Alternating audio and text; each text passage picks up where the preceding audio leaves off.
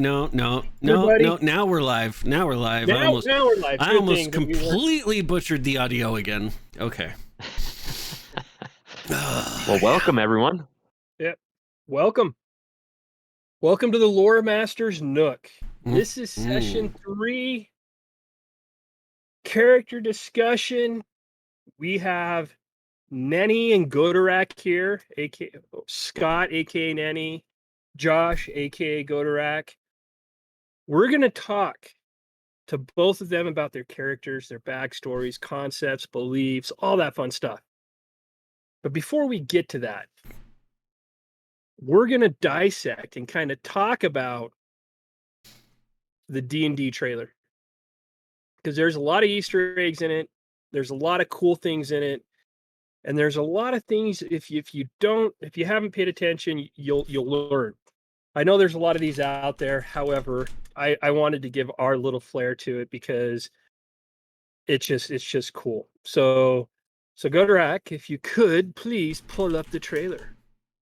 Yes, 1 second. Here we go. I think max that out, and then let's hold on. I need to. The tweet gone out. 1 moment. Yeah, the tweet should have gone out. Woo! Yep, tweet went out. I just subscribed. I did. Oh, thank you. Very nice. Okay. Yep. Hold on. Bada boom. I have to copy these. What did I just do? Copy. YouTube. Paste. And then if okay. Say something, guys. Yep. All right. Good. Hold on. Okay, good. Yeah.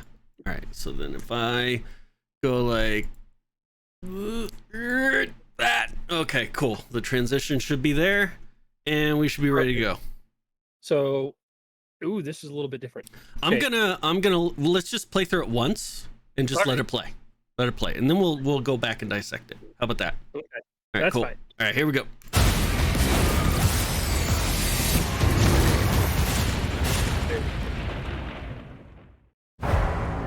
Here's the thing. We're a team of thieves. And when you do this, you're bound to make enemies. Sometimes those enemies come looking for revenge.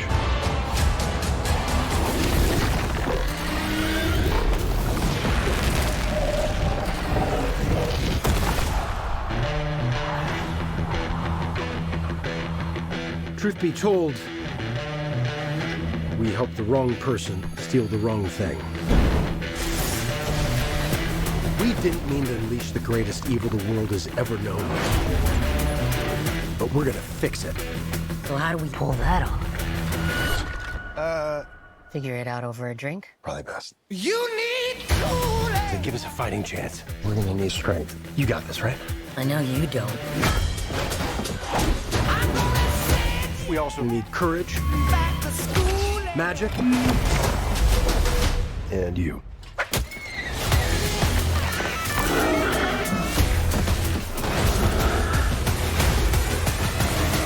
What is that again? It's an owl bear. Let's go! Be warned. There is evil here. I'm glad he's on our side.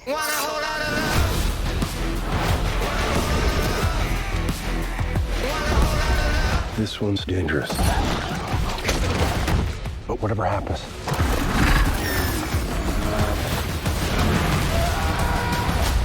we'll be ready.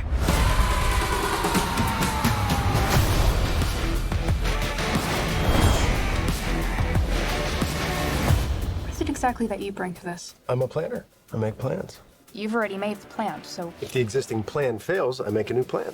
you make plans that fail. No, He also plays the lute. not relevant.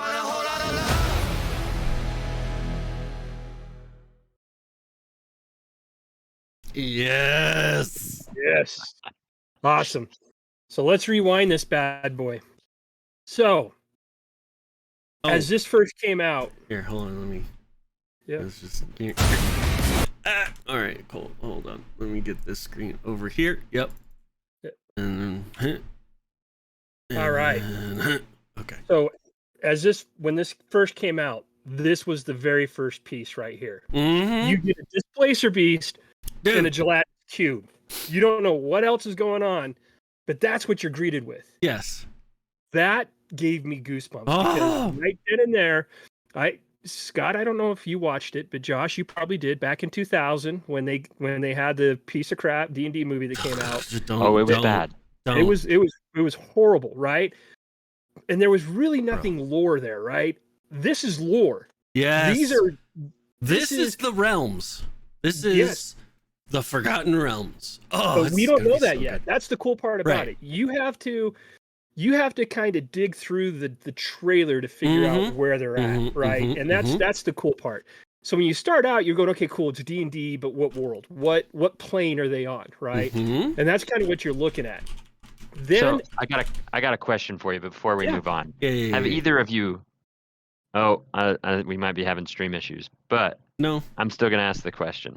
Have Yep. either of you ever jumped willingly into a gelatinous cube to avoid another you monster? stole. I was going to talk about that because you don't know Oh, what's dang going it. on right here. They don't jump into the gelatinous cube until where is it? I got the notes for it because Mm. Oh, We can minute talk about it when 45. it hits there. It's a minute 45 into this. We'll talk about it because it is hilarious. And my statement for that is going to be awesome. All right. But that's a displacer beast. Yes. That is one badass monster. Yep. I love it. CR3. You got a monster you tend to fight when you're Oh, third yeah. level. Then you got a bad monster that you've got to be beefy to take him on, right? So that's cool. Right at 2 seconds in, go to 2 seconds in. I don't know if anybody catches this or you would expect it to be played this way. This? Right there. Yeah. That's Dimension Door.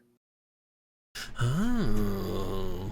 It's Is a it cool now? concept for Dimension Door. Think about it.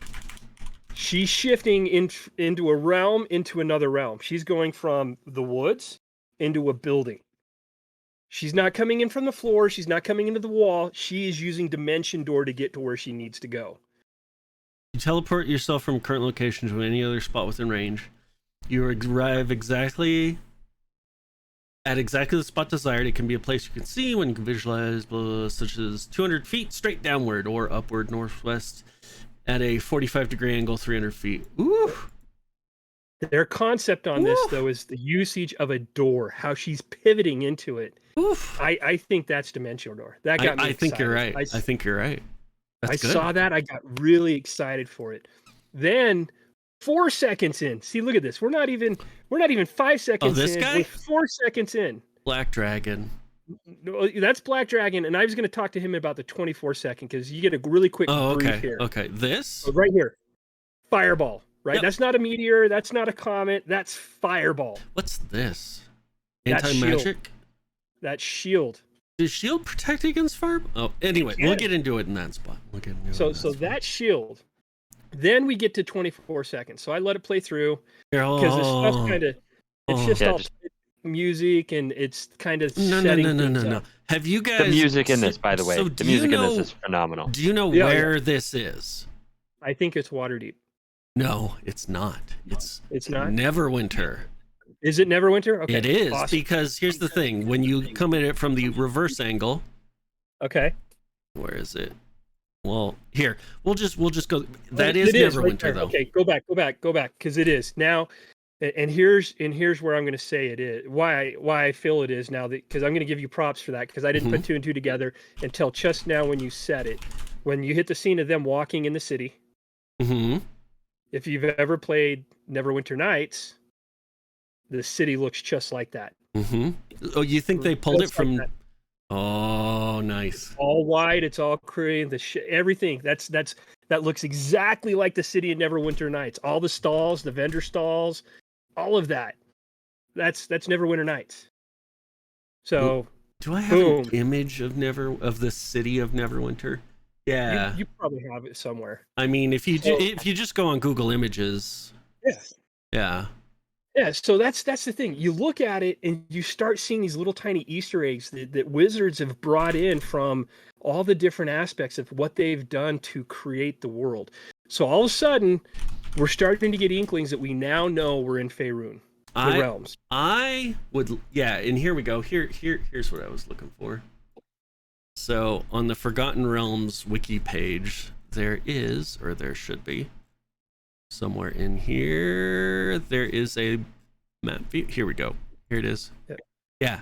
See, you've got the I forget what it's called, but there's the arena. Yep, and you've got where Coliseum. Yeah, the Coliseum, and then you also have this. The whole. Yep. If you know anything about Neverwinter, the region around it is ice, but there's thermal activity from this thing. A volcano erupted and actually wiped out a lot of the city a while ago, in between editions, and because of that thermal activity, it never snows, or it's never winter in the town. So, cool, fun fact. Do you recognize these banners? I was trying to place the banners. I didn't dig into that. I will dig into it because the other thing I'm trying to figure out, and we'll get to that, is the fighter a fighter or paladin? Is the fighter a paladin? Right. Okay. Right? So if we go, I just kind of let it play through here, but you got it here. So then, what is this? First, what is this? This is a volcano? That's over in the chasm. I think that's tied to the chasm. You think below like Neverwinter? Okay. Correct. I think I can see that. I think we're heavily gonna be in Neverwinter, but I also think they may end up journeying to Thay. Yeah, I think so. Is that like a, or is this maybe the dungeon that they're like finding their magic items in? I'm trying to look here and see. I think it's in Neverwinter where they find this, and it starts everything. Interesting. Yeah, because let me go right back to here. Yeah. Yep. See, you can see the lava coming down. I don't know what these guys are, but yeah, you can see the party of all 5 of them here. And here's our fighter or paladin. Not sure. Yep. So fighter, paladin, and I'm gonna kind of point it out. Oh, I should translate these. I used to have the 3.5 edition Forgotten Realms campaign setting, and there are runes in that book that correspond to these. I'm gonna translate this later. That's cool. Yeah. Definitely. Let's see, what do we got here? So we got the part. This is where we get a helmet, but I think the wizard uses this. This is a wizard's helm. It's not a true battle helm. It's a magical. No. It's a helm for power. Because he's using it when he casts that like thunder wave later on or something. Yeah. Correct. Okay. But he's wearing that when he casts the thunder wave. See, here's more Neverwinter. This is what the Thay is after, right? No, they're not after the helmet. They're after that horn thing. The horn. It's the horn that they blow, I think. The horn that they're after. Okay. So is that a boat? Hold on. Was that a boat? Here. It was just a quick little. It might be. This looks like a boat. They're on a ship. Yeah, right here they're on a boat, and that's why I think they had end up heading to Thay, eventually getting where they need to go. Yeah. Right here. This is where where everybody goes, oh, cool, it's a dragon, and that's weird flames that they're spitting out of its mouth because it's really not flames. Yeah. It's acid. Yes. It's a black dragon, and this is what I like. It's almost tar-like. It's not green. It's nothing. It's almost tar-like. It's acid, right? Yeah. So as he goes through here, here's the cool part, right? And look at the biome. Look at the biome too. Oh, go ahead. Get the ground. Everybody's fleeing, so dragon fear is kicked in, which is awesome. But look at the ground. Look at the acid on the ground, and then that catapult is in the middle of it. It's a trebuchet. It's not a catapult. He hits it. He hits it with his acid breath, and it catches on fire. And because it's a trebuchet, watch it what it flings right now. Here it comes. You see it at the top. Boom! Right there. Yeah. Yep. And it lights the acid on fire. Do you notice the biome too that they're in? Oh yeah. They're in a swamp, which is where black dragons hang out. Black dragons. That's what I'm loving. they're like, if you ever get a chance to run one, I got to run one in a campaign a long time ago. They're like, think crocodiles and alligators. They hang out in the swamp, just barely poking their eyes out, and when it's time, they come out of the swamp water and just lay waste. Oh, it's beautiful. Mud and muck hanging from Right. their wings as they fly up. I haven't heard of this Hasbro company. Okay, now right here on 36 seconds. 36. Okay, so you got some. Where? Right there. Here? Yeah, Oh, right yes, there, yes, right yes, there. yes. So the pin. Yep. This right here got me excited because they're one of my favorite secret societies in the Forgotten Realms are the Harpers. Mm-hmm. And he's a Harper. And he's a bard. And so now you're going, because he tells you, and this is we learn what character he is towards the end. Mm-hmm. Kind of, right? With Michelle Rodriguez saying what he is at the end. But here's the thing. Is he a thief, like he says, working for the Harpers? That's the first thing you get as you go through here, right? We got a thief working for the Harpers, so he's a good thief, you know, as alignment goes. The Harpers were independent, mostly. Correct. Yeah. But anybody that swore fealty to the Harpers had to be good. They could be chaotic good, lawful good, you know, neutral good, but they had to be good or better, right? So they had to have that good piece to them.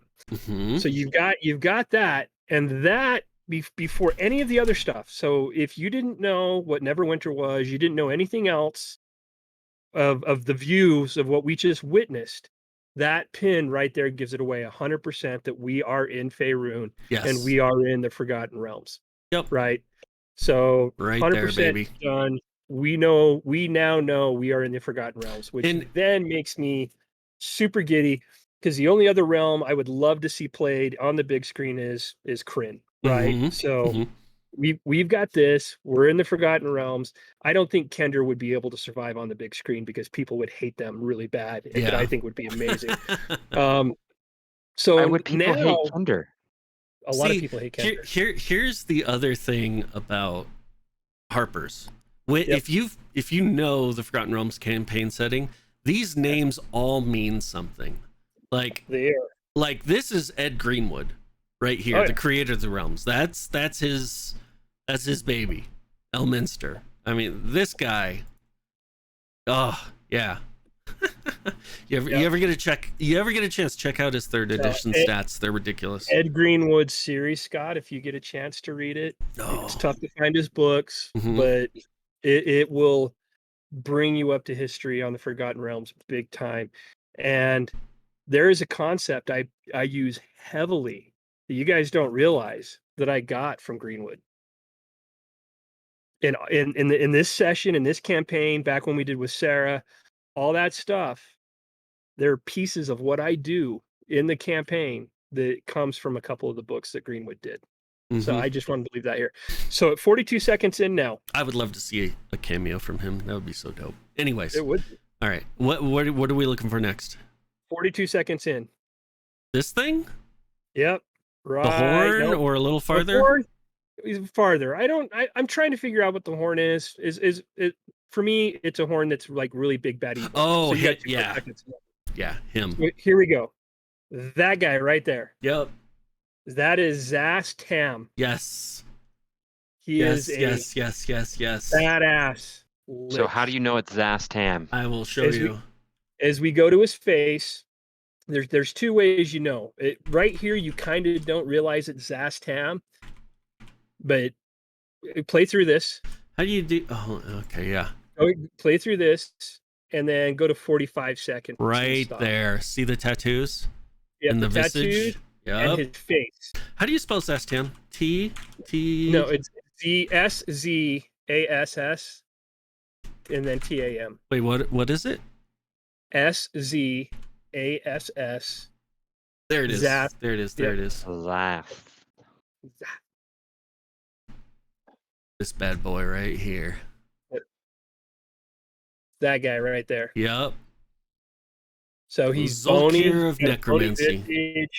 He's got the tattoos at the top of his head. It all fits Now, the thing you got to understand is he's a lich. Mm-hmm. He is the ultimate evil in Faerun, right? That's literally Vecna, all those guys that are liches, they're considered the ultimate evil, right? Obviously, we don't have Vecna in the Forgotten Realms. You're not supposed to have Vecna in the Forgotten Realms. It's just Vecna was a different world. But you now have Zastam. Mm-hmm. Zastam is one of the major leaders of the Red Wizards of Thay. He is I believe. There's the council too. Yeah, well, there's the eight Zolkirs, right? Which each one governs one of the schools of magic, right? Necromancy being one of them. Council that rule together, but they kind of bend to his whim. Let's put it that way. He is the controlling body of the Red Wizards of Thay. Let's go that way. Yes. So now you get to 45 seconds. This is the other part that we know that we're dealing with Zastam and the Red Wizards. Mm-hmm. Is you see a bunch of red wizards right there. Hold on, let me right there. Hold on, let me get it. I got it. Right there. Oh yeah. Yeah, here we go. Just a half second right there. All these guys. Those are all red wizards right there. What are they casting? I almost want to say it's a shield. Yeah, but these guys are like what? They're like, are they bouncing off of it, or? Yeah, they're bouncing off of it. That's kind of their. I don't know exactly what it is, but they're hitting it. They're not able to go through. It's not stone skin, obviously, because it would be on the skins. So the only thing you can kind of equate it to is shield. Now, protection from arrows. That's that. So they're using. That's I want to kind of say my protection from arrows. That's protection from arrows. That's about the only thing I can think of. Potentially, yeah. And then we hit play. Keep going. Keep going. And then we stop time, which is weird to me. Is that stop time? Is it freeze time or is it slow or? It can either be slow or freeze time. Yeah. But, no, that's. But if you go to 56 seconds, because this one by the way, did you see this? The giant spider. Oh, I did not catch that. Yes, awesome. Yes, and like I don't know what all this red stuff is on the ground, but that's probably web. Giant spoders. Yes. Yeah. I did not see that. Good catch. There's a rumbling here. It looks like tiefling, human. So there's definitely different races here. Yeah. And then you've got the haha funny moment. Where is this? Right is stop.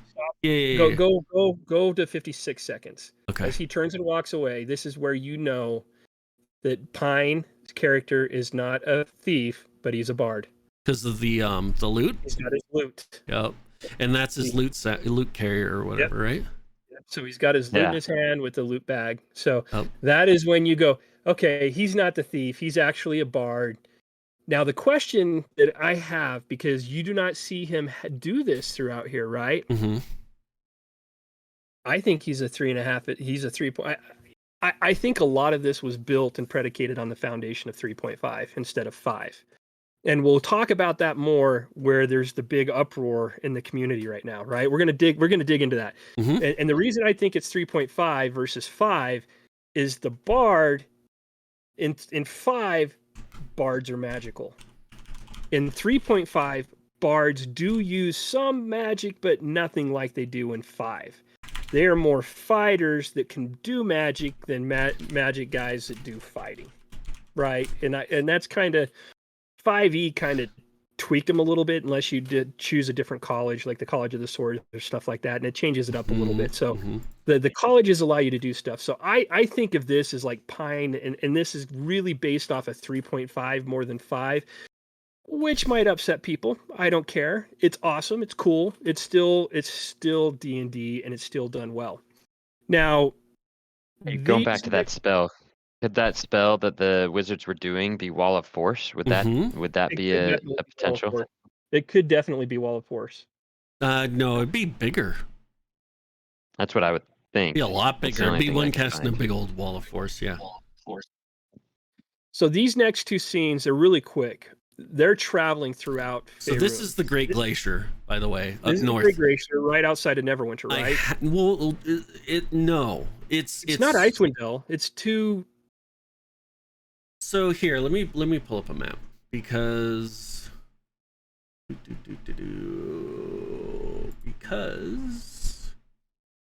I should have gotten a big old Faerun map out, but I didn't.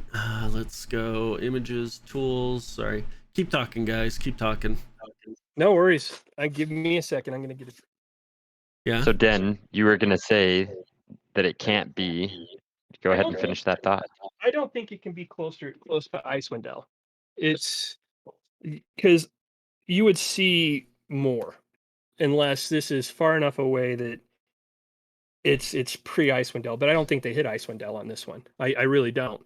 I think we see we do this. This definitely could be the Great Glacier. I actually honestly thought it was the ice area outside of Neverwinter. So here's the thing. Here's Neverwinter. You still have to go north. Yeah. To get to Luskin before you start seeing things. Now this is a 3.5 map, right? Yep. Because between 3.5 and 4th and 5th edition, the Shadowvar came back and they melted this entire ice cap, and now this is nice and lush and green, right? Yep. So, and here also is the Great Ascendant Glacier. Ava said 10 towns. Yep. Yeah. The 10 towns up. Welcome, Ascendant. By the spine of the world. Hey, what's up, Ascendant? Super cool. Sorry. What's up, Ascendant? And here's the other thing: the Great Glacier is closer to Thay. Yep. So if you're headed this way, why they would be up here? That's what I'm trying to say. Is I don't know where they're placing that at in the movie, because then you are the next scene. Yeah, because 10 towns. I don't know. Maybe you would see 10 towns. You definitely would. Now, as you transition this to the next also scene, looks like some sort of like meteor strike or eruption here. Look at the angles. Yeah, definitely. Interesting. Definitely. Okay. Yeah, keep going.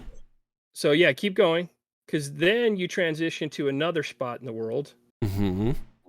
And where are they at right there? I don't know, because I don't know what that statue is. It falling down the this only way? thing I was thinking It's somebody's leg. Yeah. It's a leg. I was thinking it was more closer to the Zents and over near Zentarum.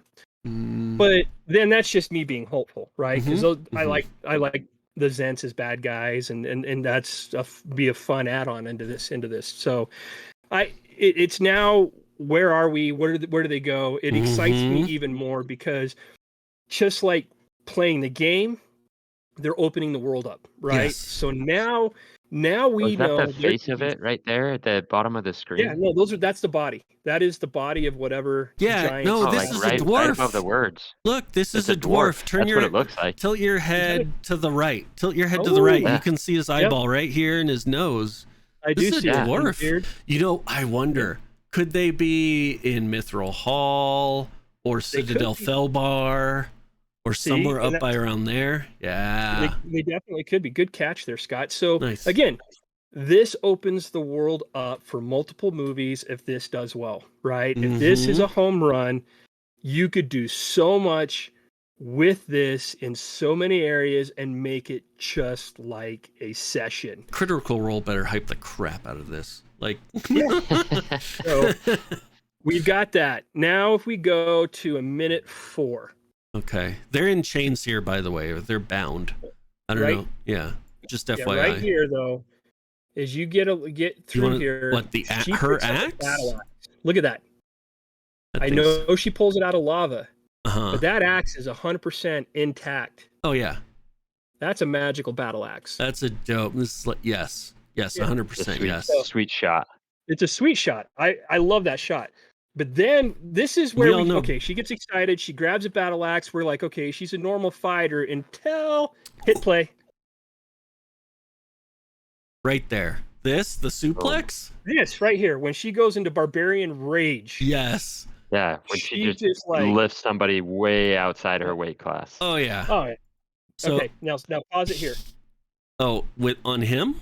Yeah, On- on him. Okay. Because we know she's a barbarian, she's rage fighting, she's destroying it. Then you get this guy. So here's where I'm trying to figure out. I pulled up as many symbols, Yes. religious symbols for Forgotten Realms, and his chest plate does not pop or tie to any of them. So I'm trying to figure out, is he a paladin or is he a fighter? He's a badass fighter. That's all I can say, right? When in this scene, He's when he goes Godorak. through this, he just goes through what they say is, I'm glad he's on our team, right? Who's in the background, by the way? Like, what are these creatures? These are the statues. So this is where they're going. These in are to red find- wizards. Yeah, Look, so tattoos. those are I don't know who these guys are, and that's where But they're my tattooed. hope- Aren't they the same statues that were in the beginning? Yes. They are. This is where my hope is. These are Zents. That's my hope. These are Zents. If there's Interim, I don't know if I will make it out of the movie In one piece. in one piece, because I would literally need a smoke after that. That's how excited I would have gotten on that. That is you're tying everything I love about the Forgotten Realms and you're throwing it at me in just chunks, right? So but that's where I'm trying to figure out where he's at. So now if you go to Wait a minute. 3 seconds. Okay. No, we're good. We're still good. Because I Go was to just 108. 108. Yep, 3 I seconds think more. these are red wizards just because they got the tattoos, but They do, but the Zents do too, Wait, right? do you want the my Holy concern Avenger? is when he goes to fight them, when he fights them, one of the guys pulls out a magical blade, and the red wizards don't use blades at all. Right. This sword's bad. I love his sword. So that's kind of where I'm going. I'm curious to see what your thoughts are when he sends it flying. What that is. That's what I'm trying to figure out, right? Because he throws it right there. Yeah, and it goes down to just being a dagger. Correct. So, what is it? That's my question. Mm-hmm. Man, I was hoping you'd have an answer because I was going to ask that question. Because it's not a normal magical weapon, right? That's not a normal weapon in D&D. It's not. I think it's the one thing where homebrew comes in and they go, "Hey, you know, it'd be really cool if we have a sword that glows and looks badass and does a lot of damage, but then it can be shot." Right? That's about the only thing I think they did, and they shot it. And I think you're going to see more homebrew in this. Oh, you definitely are. The helm itself is, I think, homebrew. Yeah, because this is our sorcerer. Yep, he's a sorcerer, I think, more than a wizard. I think he's a young sorcerer. If he was a wizard, I think he'd have more because he's not carrying. You never see. Does he have a spell book? Heavy. This is definitely Thunderwave, though. Yeah, that is Thunderwave. I mean, that's an empowered Thunderwave, it looks like, because it's going throughout the entire city, but... Correct. It's a hyped up Thunderwave is what that is. Well, that's probably what the helmet is doing. Here's where we start finding what's out... that little blue thing right there on the wall? What, this? Go back just a little bit. That right there? It's just a light source or something. No. As it ripples through. Yeah, that... you think it's just a light source. Where? I do. It's probably one of the orbs of Neverwinter. So here we go. Now we get her. We get the breakdown. Right here they talk about it. So he announces you hear him talk about we are a group of people. We know Pine's a bard. Tiefling? We know Michelle Rodriguez is the barbarian. Do we have a paladin? Are you saying tiefling? No, she's just a druid. No, she's a tiefling. You think so? She's a tiefling. She has a tail. She's got a tail, and you see it. You only see it real quick in one scene where she barrel rolls. Is that Michelle or is that somebody else? No, that's Michelle, I think. I can't tell. And so now we know the guy's a sorcerer, right? He's either a sorcerer or a wizard. Then we get to my new favorite character, the druid. And this is where everybody in the world that is new, and I'm not going to say is new, but have been playing 5e but haven't played 3.5. This is where they're like, I can't watch this movie. It's not realistic. It's not this. Well, first of all, D&D is not supposed to be raw. It's not supposed to be rules as written, right? In my eyes, it's not. The rule of cool takes place, but 3.5 druids could become owlbears all day long. On top of that, in 5e, they could actually convert to an owlbear, but it's a 9th level spell. So, is our druid that powerful? That's the question you need to figure out.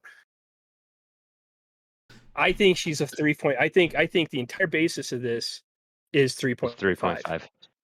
So I've got a question for you. Yeah. As a druid, can you go from one B shape to the other B shape? Yes. Yep. Yeah, here we go. So this, by the way, for those who don't know, this is the d20srd.org. This is the 3.5 edition. So you can come and you can look at old editions for free. You can just look at the rules, right? So, yeah, here we go. Like when they're 20th level, I mean, yeah, exactly. Druids can wild shape into elementals in 3.5. Yep. So huge is 15th level, 5 times a day. Tiny, large. Here we go. So 8th level is wild shape large. So wild if it's the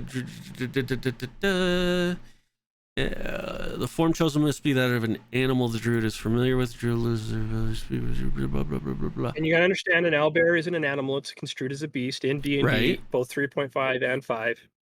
Is that right? Yep. An owlbear is construed as a beast.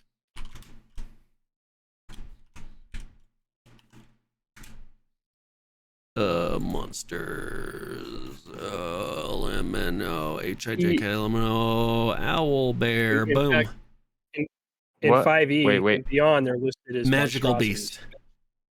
This is what people have problems with. It's a magical beast in 3.5. Yep. Correct.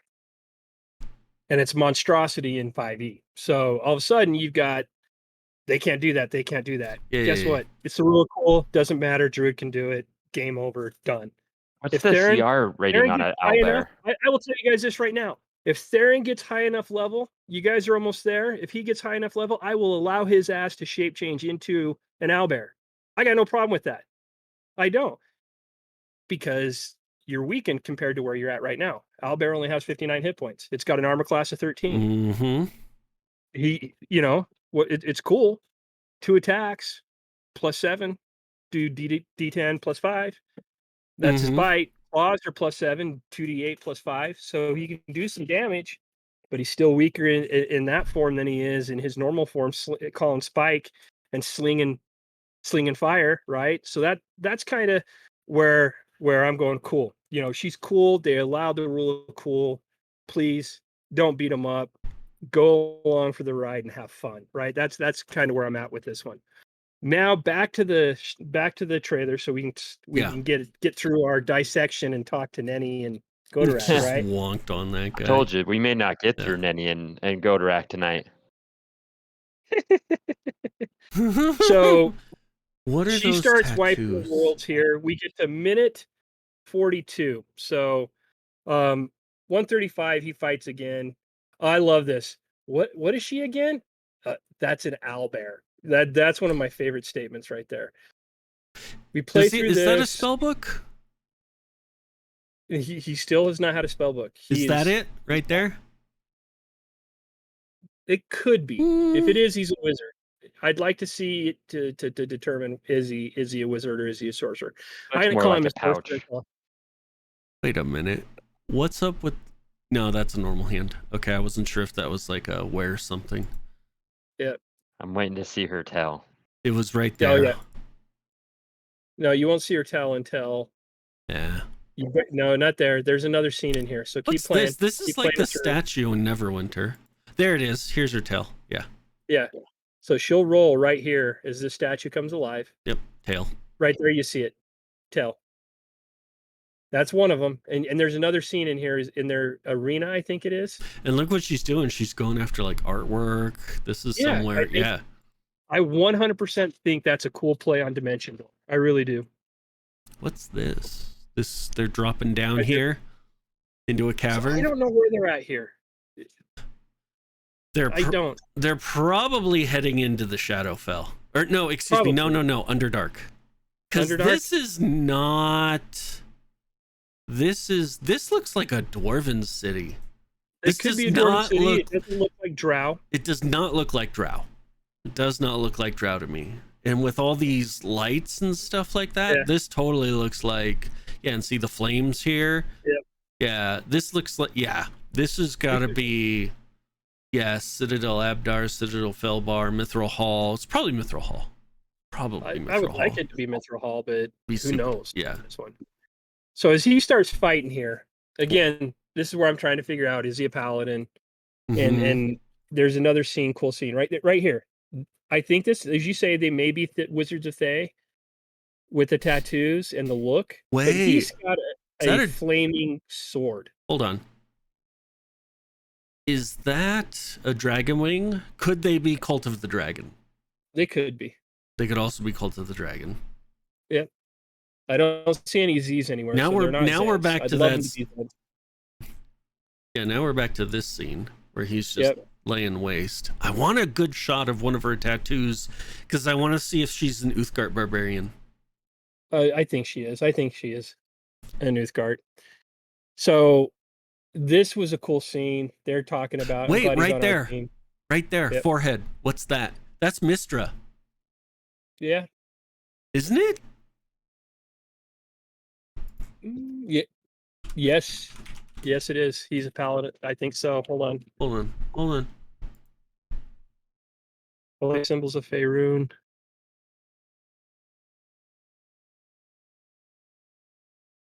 M.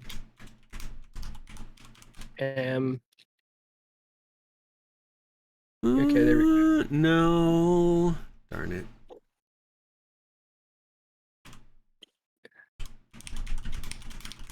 Okay,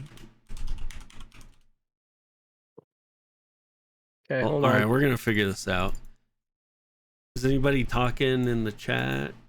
Ascendant's No. here, but she's not. She's only mentioned 10 towns. Do. Yeah, not Torm, not Tyr, not Tempest. Because I'm right with you in terms of There we go.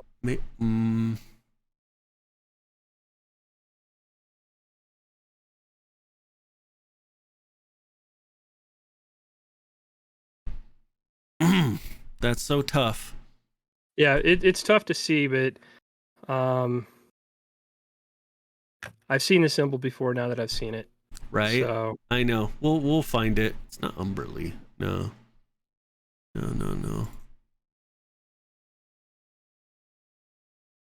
Oh man. Wouldn't you just like to know? it could Guess be. what? When you watch the movie, you will find out. We will.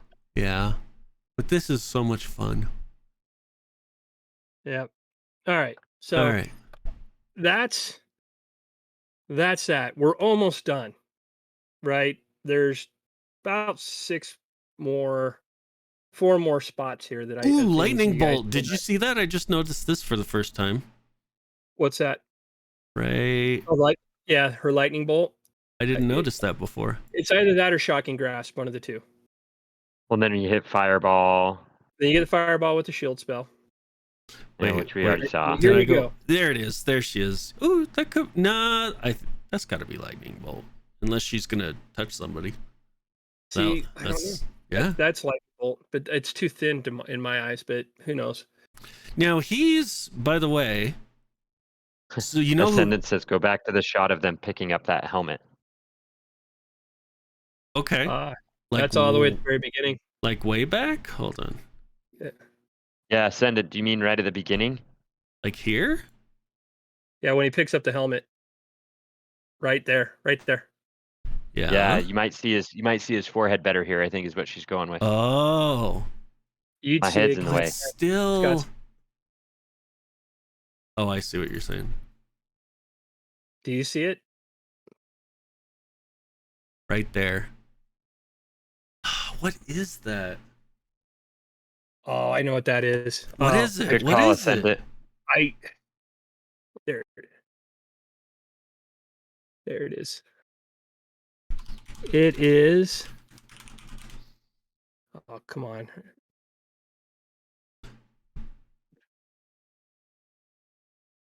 That's not it. No, it's not. I think it's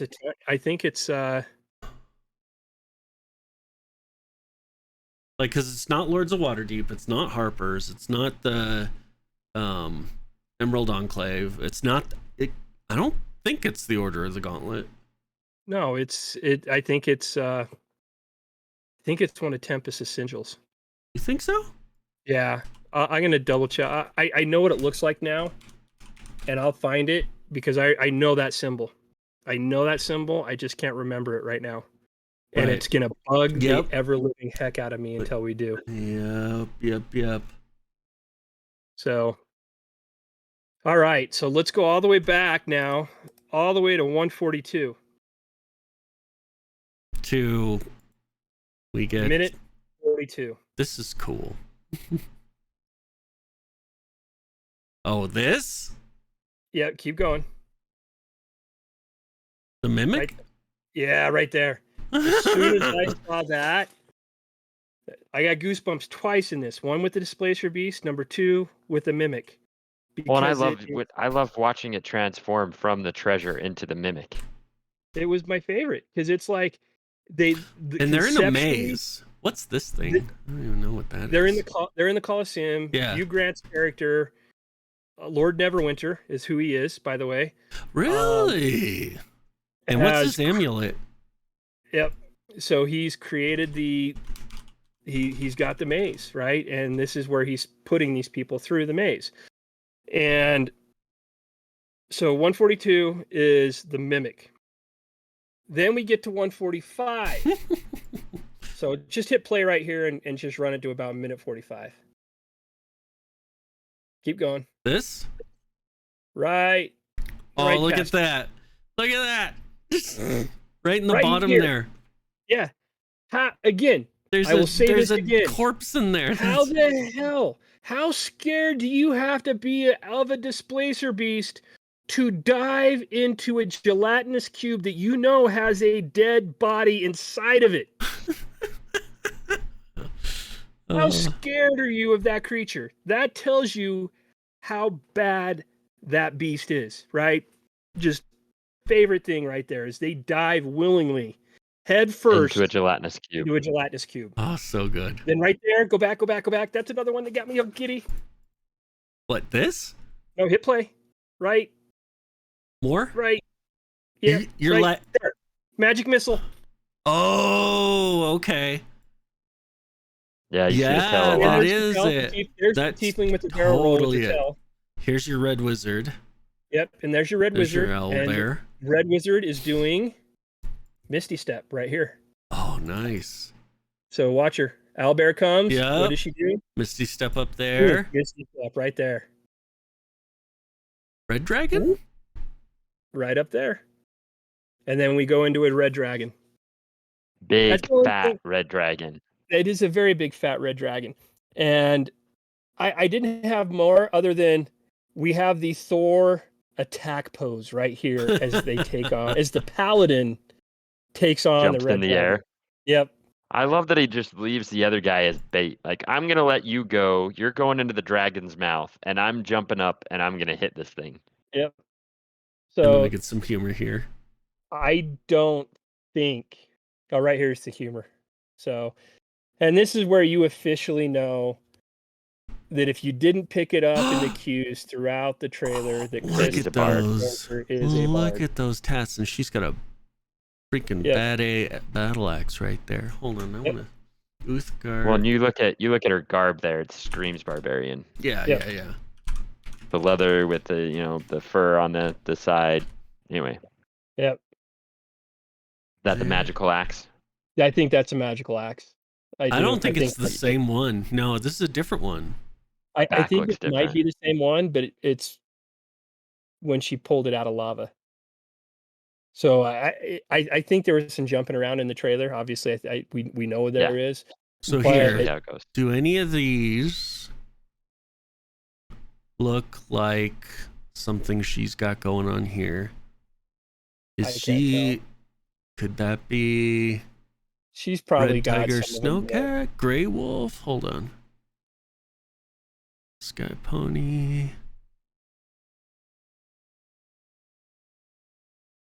Griffin. Yeah, that could be anything really. All right. Yeah. So that trailer has made me excited because the writing so far, the humor's there. The storyline, from what we can see, is pretty decent. The fact the Red Wizards are there is pretty awesome. Well, there's lots of things. Listen, as a fan of D&D, you go back to the 2000s movie, and like you said, that was garbage. Yes. Yeah. This they've invested time and money. They've paid tribute to what the game is, and you're right. There's humor, there's action. It looks to have it all. Yeah. And to me, I am still holding my breath because I don't want it to be a flop. I am approaching it as it can be better than the turd that was in 2000, and I'll be happy. If it reaches a no level, offense to Jeremy Irons, okay, he's a good actor. Yeah. He is a good actor. No, Jeremy Irons is awesome. Yes. He was the saving grace of that 2000 movie, basically, right? Mhm, So mhm. that's same. what I'm saying. Is if it's better than that, I'm happy. If it gets up to a level of, If it gets like decency, Marvel, no, I don't think it would get to Marvel levels. I really don't. I would say if it could get to a level of, like, for me, something that I would be willing to watch continuously is it once it's released and I buy the DVD, I buy the Blu-ray or download the file or whatever. It's something I would watch if it gets into a streaming service and I could watch it nonstop and not hate it. That's a win in my book, right? So that's things like, like obviously any of the Marvels or stuff like that, but I've got stuff in there. There's an old movie that Pierce Brosnan did with Woody Harrelson and Selma Hayek called After the Sunset. That's one I can just watch over and over again. It's funny. It's got a good plot. The Thomas Crown Affair is another one. If it can follow into that mode of stuff, The Italian Job. The Italian Job. Mhm. If it can fall into that, it's a win. Question. So, Yep. all the Silmarillion stuff is coming out with the new Lord of the Rings stuff. You've got Wheel of Time. You've got what was Scott saying about Brandon Sanderson, Mistborn coming? The Mistborn was just announced 4 days ago, right? So he should be. He was saying in about next year around this time is when they should be in production and doing things like that. They would have more. They destroyed the Wheel of Time for me. Yeah, and people can They be mad talk at me about for that saying another time. that. Yeah. We'll do the whole. It got beat up. Yeah. Now hold on, because here's the depth of content that D&D has as far as books and novels go. Like in even just the Forgotten Realms, we haven't even talked about the whole, because they're in that area up there. That's Drist's hometown. Like that's his stomping grounds. That whole like you of bring the in Drizzt. Mm-hmm. I'm done. I am marrying them for that, right? Right. You could do that whole saga if you wanted. Yeah. You bring in my favorite bad guy with Artemis and Trary. Oh my gosh. Mm-hmm. I would be cloud nine. Just the fight scenes alone between those two. Oh, here's the thing. I don't know if you guys have done this when you've read that book. That fight scene is in my head and I will never forget it. I haven't read all of them. I read the trilogy where he was like beating up all the orcs. Like, yeah. Anyways. Yep. No, that's awesome. So we've got like 15 more minutes, right? And I do want to talk to one of you guys in regards to your character. Talk to him. He's got more of a backstory than I do. All right. So 15 minutes. I don't know if we're going to be able to do it in 15 minutes, but we'll do our best. We'll resume next week, right? So here's the beautiful thing. Ava, are you still here? Because Nenny.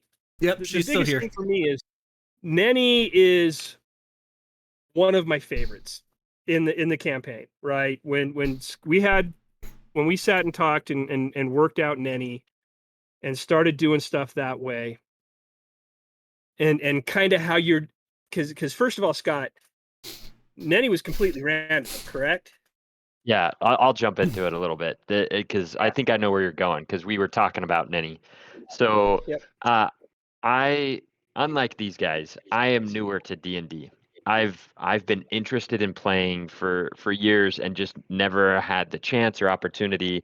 And Dennis and I and Josh all worked at a place where there was a guy, because it started to pick up popularity, who got us interested into it. And he went and bought a starter set and we started playing, and Josh was my first DM, and then Dennis DM'd, and then there were some other people we worked with that we started playing with regularly.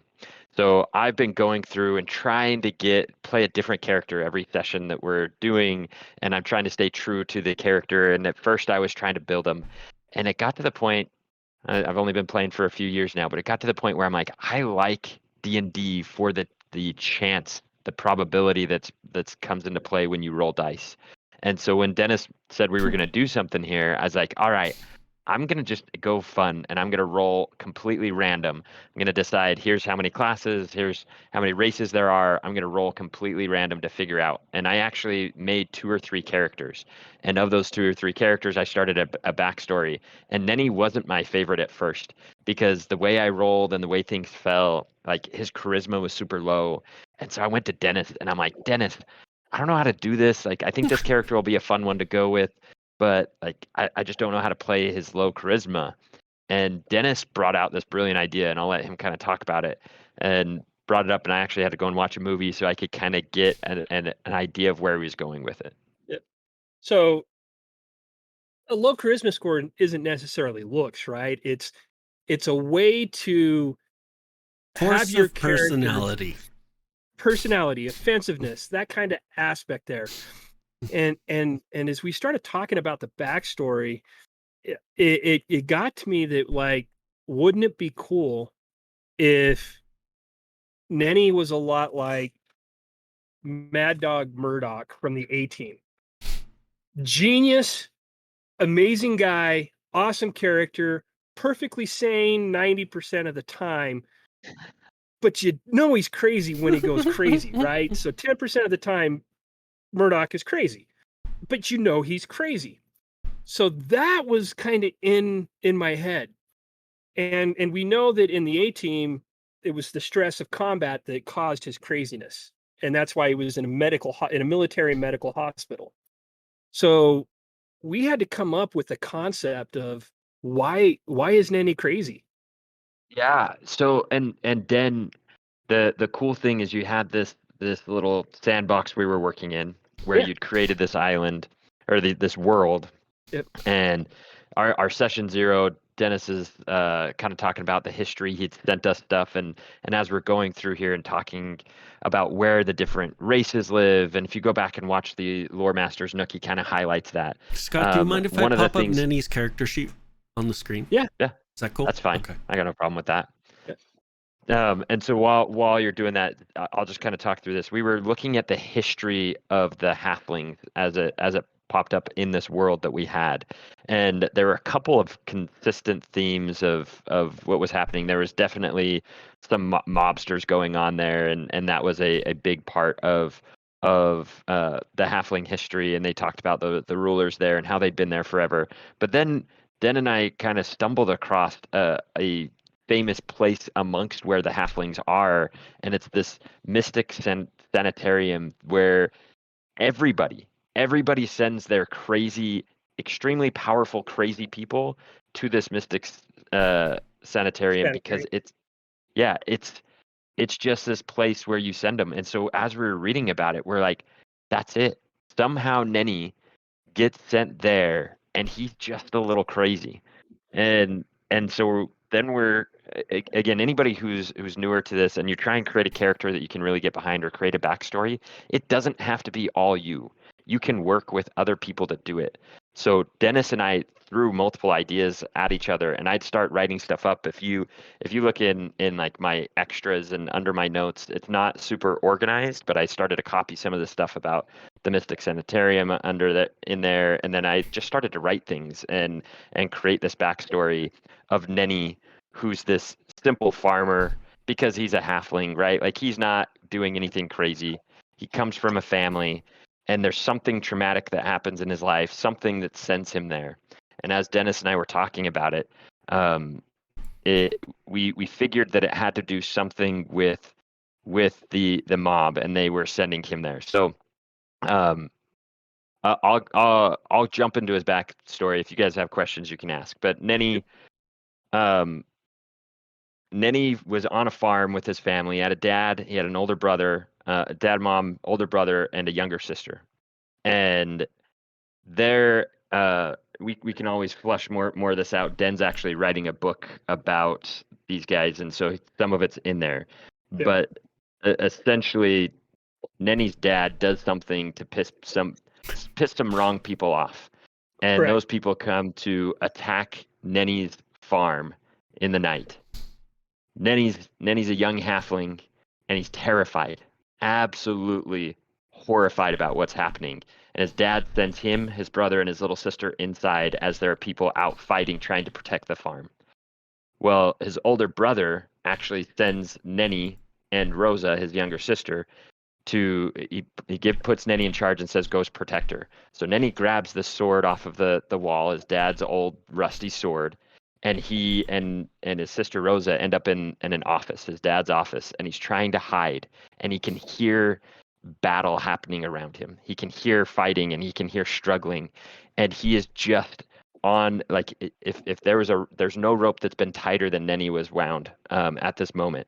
And so he's just got Rosa crying behind him, grabbing onto his shirt, trying to get his attention, make sure things are okay, and he's trying to keep her safe as he hears somebody come around the corner and into the door. The first thing he does is he lunges forward trying to protect his sister.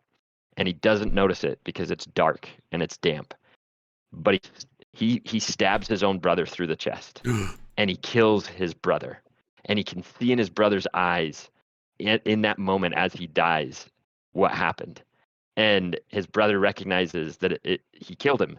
And this torments Nenny. Like, Nenny just goes off a deep end and just falls into this extreme sadness. And in the wake of everything that happens, he gets thrown into the Mystic Sanitarium. He wasn't truly crazy, but he was on the border of going there, but it was an excuse and a way of controlling his father that they sent him there.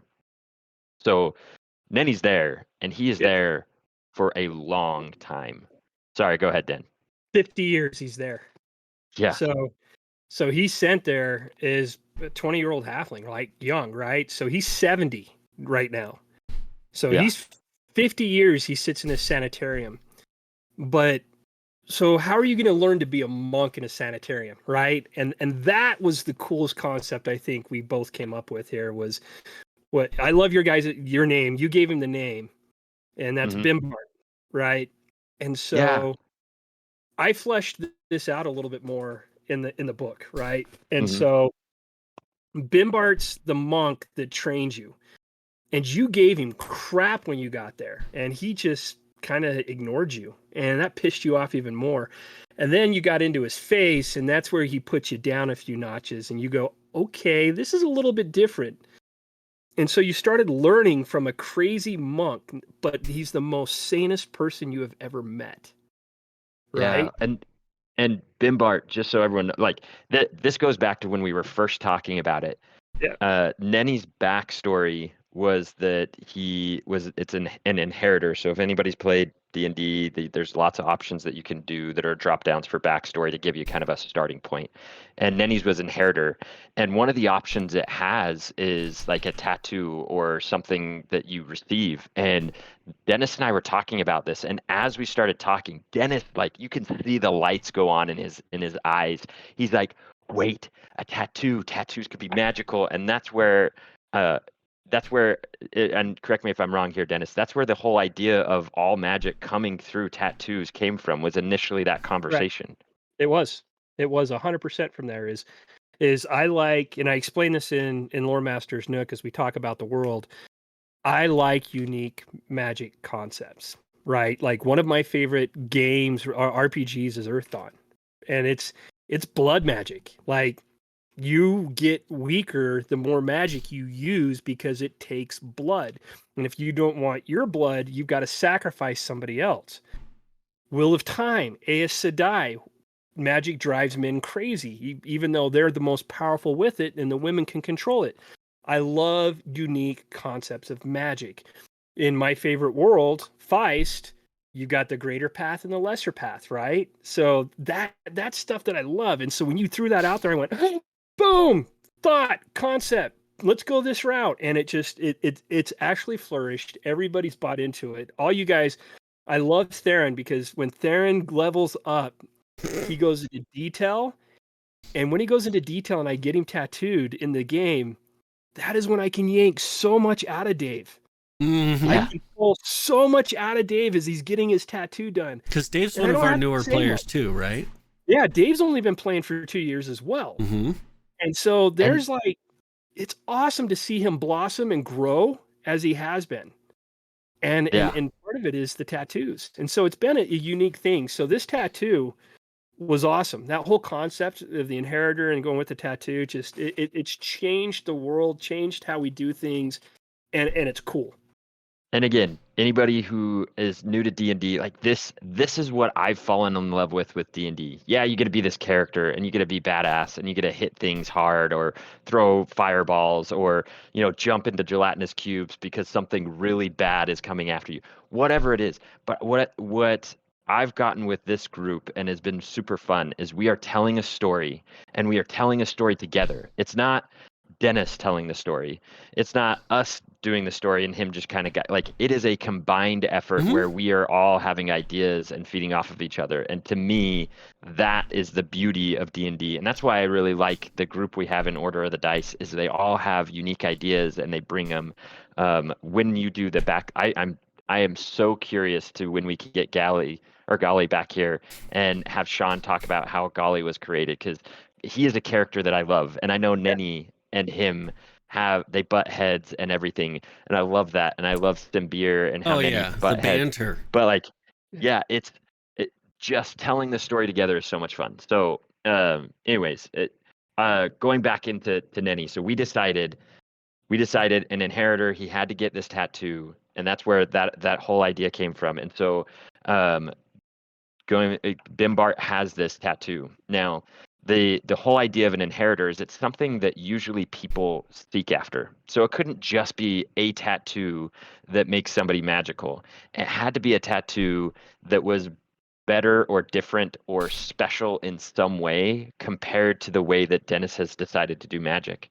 So initially, what we did was we did a tattoo that gave Nenny a feat, and that feat allows Nenny to do some magic. But the whole idea behind it was that this tattoo, while it makes a monk stronger and gives them some special abilities, it also, over time, the stronger they get, the more they go insane. And now I didn't realize it until right now, but Dennis, this is actually really similar to Wheel of Time, right? Is like the power driving the man insane. Right. And so Bimbart, who's also a halfling, was this phenomenal monk. And he was self-aware enough that as he started to go crazy, and not just a little bit, like he had some bad moments, he checked himself into the Mystic Sanitarium just to make sure that he wasn't a danger to anybody else. And his plan when he checked himself in was that he would die there and then this power would never be passed on, because this is not a normal thing where you get a tattoo and you have it. This is one where it is passed on from master to student. And so he figured, I'm going to go there, I'm going to die, and then nobody will have to deal with this blessing and a curse that the power and tattoo he had is. That is correct. And then I had to actually get involved because who's hunting you? Oh. Right? So Yeah. so why are they after this tattoo? So I was able to flesh it out more in the book, right? Which made it all it felt good. It was one of my favorite parts of the beginning of the book I've wrote is it's Crassus, right? And you call him Crassy Ass, right? Crassus is Bimbart's brother. Ooh. And he attacks Scott, did you know that? So I've read the book. So I didn't know that until I've read what Dennis wrote. But yes. Yep. So it is Crassus is Bimbart's brother. He attacks the sanitarium because the power should be his. That's his belief. That's his belief structure. And what Crassius is the equivalent of a mob boss in the halfling world. So he's this powerful mob boss that has a bunch of halflings that work for him, but he doesn't have the one thing he's always desired, was the tattoo his father passed down to his brother and not him. So Nenny is getting worked on by the doctor with an ingenious, I came up with it, I got to say it's ingenious, jockey helmet, right? So 2 electric eels in a tank that get stirred up, that electrocute, and basically shock therapy for Nenny. And so Well, the psychiatrist is doing that on Nenny. I was going to say, sorry, before ahead. you jump into him being tortured, one of the reasons that Nenny gets tortured and gets so much attention, and this is, I believe, and you can correct me if I'm wrong on this one, but I believe this is why Bimbart was drawn to Nenny, is Nenny, being more sane than most people there, was looking after people. Yes. Like, he would stand up for those who couldn't stand up for themselves, and oftentimes that got him in fights with the Orderlies. guards and with anybody else that was there, and that's what got him in trouble. And I think that's what eventually won him Bimbart's favor and got him training. That is correct. And so he's downstairs getting worked over with shock therapy. Large explosion takes place, rocks the entire sanitarium. Everybody flees the room, leaves Nenny there, continuing to be shocked, and then another explosion happens. It breaks the tank. The eels get out. Nenny gets loose. He runs upstairs and sees the gang. Literally, Bimbart's in a battle, and Nenny runs into the room. And as Nenny runs in the room, Bimbart's stabbed. And as Bimbart's stabbed, he touches Nenny and says an oath. And it's in, I actually took some phrases from Welsh to create it in the book. But it says, "To you I give the dragon." And he touches Nenny, and the tattoo transfers from Bimbart to Nenny. And Crassius sees this, and all hell breaks loose, and Nenny dives out of a window, and that's how Nenny escapes from the sanitarium and flees. Yeah, and Nenny, so he touches Nenny. It's interesting because Nenny's got it on his head. So a lot of people will look for tattoos for magic users. Nenny's got it on his head, and he's got this bush of mangled red hair, especially since he was in the sanitarium. When he was a farmer, it may have been a little bit more controlled, but it is just a mesh of nastiness up there. That's red hair that he has, and when he escapes, Ascendant Ava, yeah, and when he escapes, he's on the run, and like he goes across a desert. He's just doing anything and everything he can to get away. At first, he goes from town to town, but he is being hunted, and he knows he's being hunted, and so he is on the run and goes through a desert that nobody really ever makes it through, and somehow ends up on the other side of it.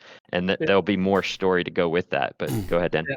No, so he does get to Edelhill, where you meet the group, and how you meet the group is you guys meet at a tavern, basically, as you guys are being hired by a lord to do some things. And then that's where the adventure began, is where you guys were all meeting for this job that this guy's hiring you for.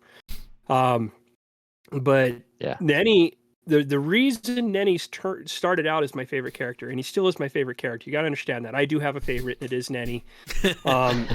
And the reason being is, it's not Kyrus. People watching who followed up, like who've started at the beginning and watched, or gone back and watched it all, you would think it's Kyrus because of the role that Kyrus plays in the campaign with driving the story forward, but it's not. No, it's not.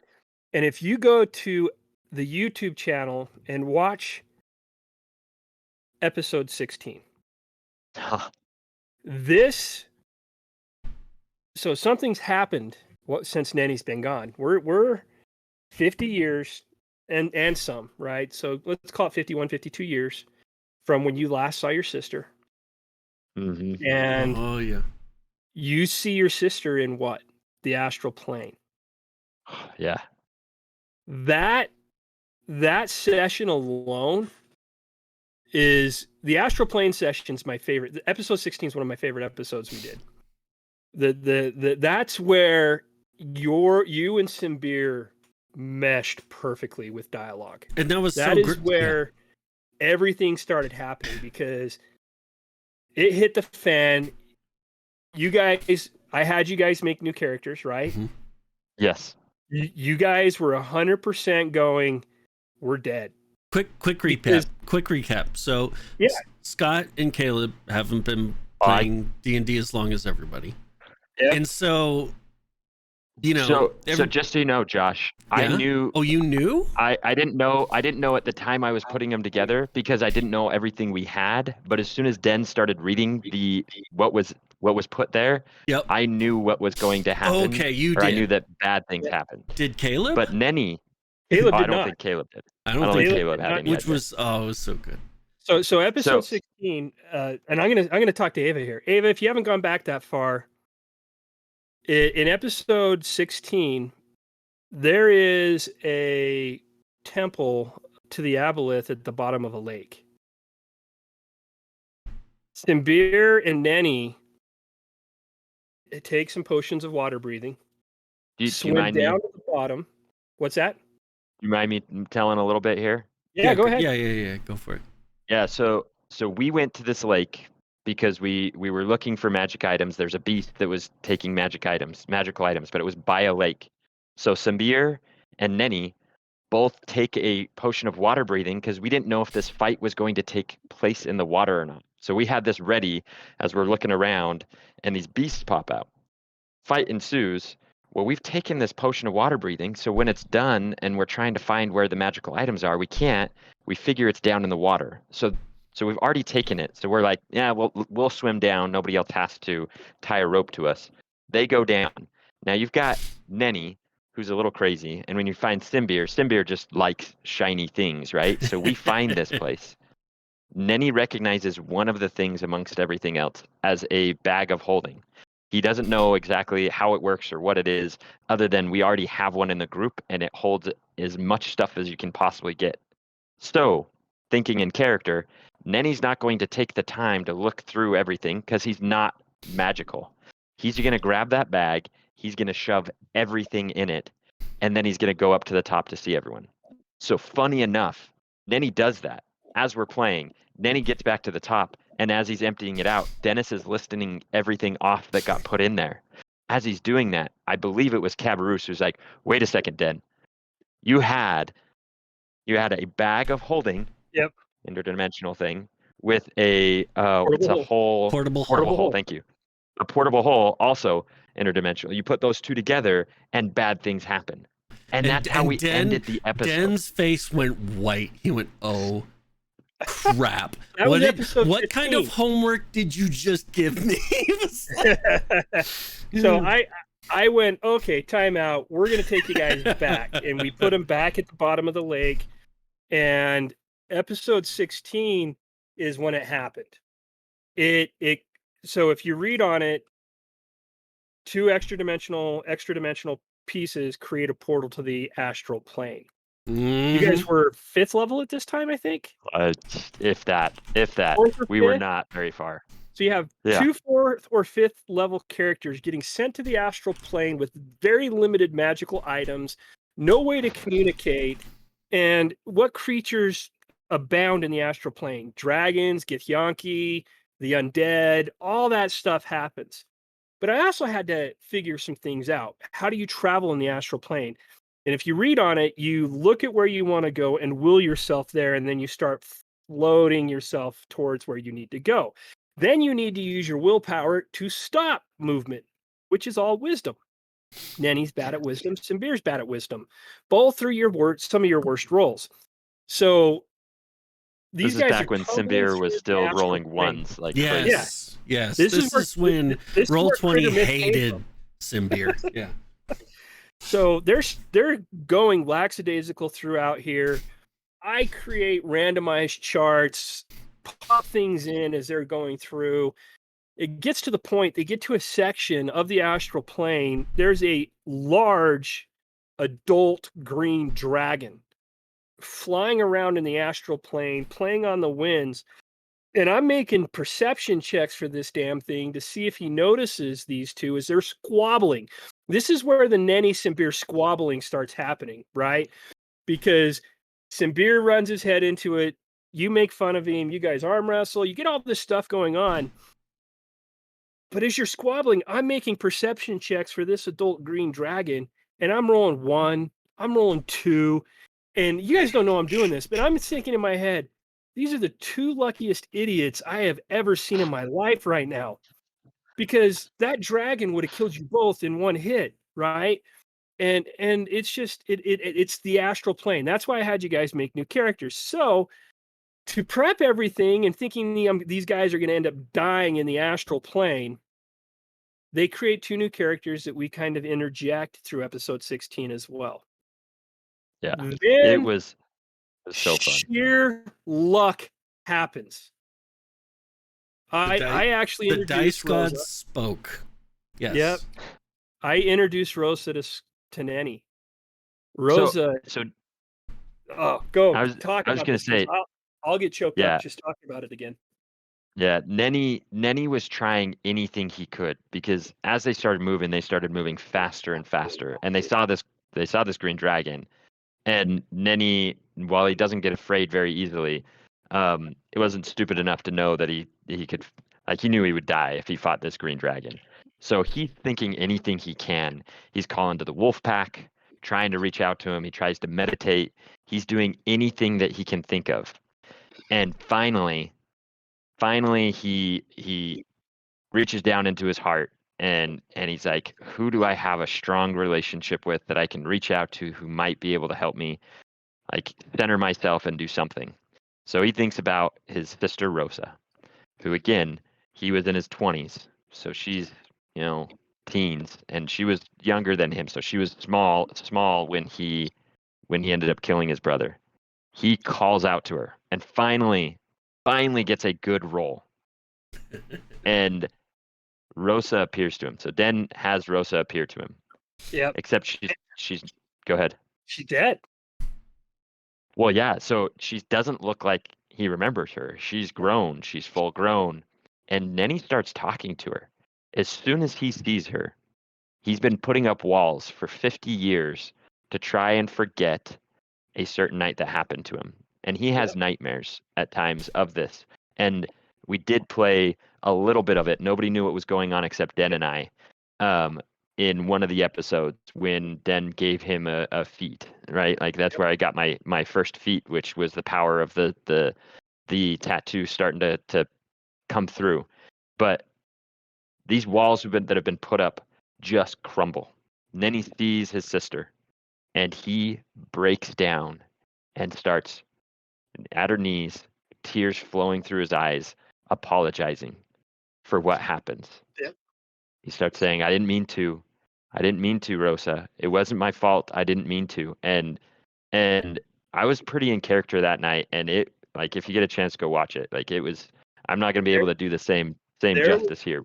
You were close to actually pulling out real tears while you were talking to her. Oh, and yeah. that had me as a DM, actually, I had to stop and collect myself because you were getting me emotional with it. And that to me was amazing role play. So Yeah. you got emotional. I think everybody just kind of chilled a little bit because it got deadly quiet from the entire group because of how emotional you got with Nenny for Rosa. And then that's where you found out Dad's evil. Dad's a bad guy. The shit that happened at the farm was because of Dad, right? She kind of, and that's where Nenny at the end of this, and you guys got out, and that's where I'm going to talk about this right now. So Rosa appeared, as did Godorak's family. Mm-hmm. This is where we find out a little bit about Godorak. We find out because he's this stoic, tough shell of a figure, right? A little he can be sarcastic and send some whips, but yeah, lawful good, Yeah, he's Yeah. just stoic, and nobody's really gotten a good read on Godorak. I mean, you guys Still. rescued him while he was buck naked in a goblin lair. And May I say this real quick, Dennis? Godorak was my response to getting killed in like the first or second game session. I had rolled a cleric named Thurgan, and he got one tapped, but he got critted by a warg, just gone. Like he had taken some damage, and then the warg critted him, and it did massive damage. Hit points dropped to the point where it was like, nope, you're gone. And so I was like, okay, that's cool. I'm going to build a tank that cannot be killed. And Godorak is that tank that cannot be killed. It is. And so in the astral planes where we meet Godorak's family, and both Rosa and Godorak's family guide Nenny and Simbir to the astral maze. And it's a maze I created. And there's the portals I have changing every 5 turns. Different planes, right? And they tell them where they could have wound up. Oh, they could have wound up anywhere. They had visited Pandemonium. Oh man, I got to pull them up because there was a bunch. In fact, actually, let me do this. I can pull them up because they are on the cards that Xavian has. While you're pulling it up, to give a little bit more, because this is Nenny, right? We're figuring out a little bit about Nenny. So Nenny, with everything that's happened to him, he is a little crazy. So there's times where he gets his crazy laugh and goes out. He has lost a lot of social norms, having lived where he lived for the last 50 years. So he does not, like, physical boundaries, your bubble, does not exist to Nenny. Nenny gets up in people's business. He tends to mimic, he's tried to mimic people who he respects and thinks would be a good person to follow, to try and fit in, because he knows, he's smart enough to understand that he doesn't fit in. There's things that he does that are off. So you'll see him follow Theron and try and do what Theron does. He followed Razband and tries to do what Razband does that he really likes. He tries to follow and do what Kyrus does in his behavior, and so there's times where he will get in people's bubble, and the low charisma score is something that like makes you do awkward things, but for some reason people have just liked his awkward. So it hasn't been awkward enough or uncomfortable enough that people are like, get out of here. For the most part, it's actually worked well. So those are some of the quirks of Nenny, and some others. My favorite quirk, and I want you to kind of, because I don't remember where it happened, but Nenny became the ultimate wingman, right? And so Kyrus will never be dirty around Nenny, ever. And Nenny's always pushing him to find the next hottie, the next lady to mac up, right? That's Nenny's kind of the instigator there, which I think is awesome with your charisma score, because you don't read into social norms, right? So you're like, she could be completely turned off by Kyrus, full send, and you're like, go get her. Go do it. I mean, to be fair, it's his charisma score's an 8. It's not like a 4, you know. No, it's not, but still, it's the stuff he does is unique. And so for me is what. This is a legitimate question, because I actually don't know it. Is when did it pop into your head to become Kyrus's wingman, to be that person? Oh yeah, so Kyrus and Theron were the first two, and like I said, I think Nenny, I was trying to find the character and figure out what worked, right? So being somebody who, again, Den and I had talked about it, being a little bit crazy. I was trying to figure out how do I be a little crazy and still work with everyone else, right? And so with Theron, I remember with Theron, the first time it was in the very first one, he's doing tracking. He's trying to find these tracks. And I remember Nenny getting up in his grill and doing the exact same thing. And he's like, oh, yeah, these are wolves. Oh, yeah, this is a warg. No, we're going this way. And just mimicking everything Theron did. And he and Theron started to bond over that. And Kyrus, what was important to Kyrus was his looks. And again, Nenny may not know everything, but he was able to pick up on that thing. And so what he would do to help this guy out is to help make sure that he always looked and smelled great. So anytime, I think the very first time was after the poop monsters when it became a big deal. Because that's still like, the poop monster's great. Kyrus gets swallowed by this poop monster, come out, and it's like the worst thing that could happen to him. Water elemental in the sewers, just or water weird in the sewers. Just say no more. Yeah, and it's right after Nenny had his first nightmare that everybody was able to witness. It's when he got his feet where he was able to use prestidigitation, and then we fight this thing, and that's when it happened, and it became a thing. Like it wasn't